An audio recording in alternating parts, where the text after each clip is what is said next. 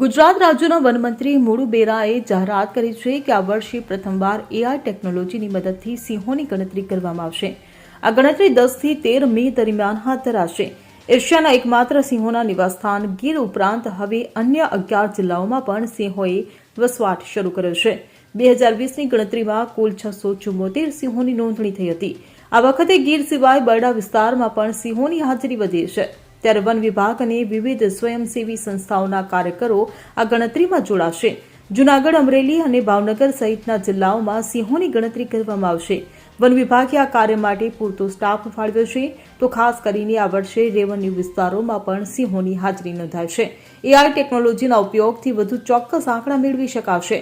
વનમંત્રીએ જણાવ્યું કે 2020 પછી 5 વર્ષે થઈ રહેલી આ ગણતરી ગુજરાતનું ગૌરવ છે.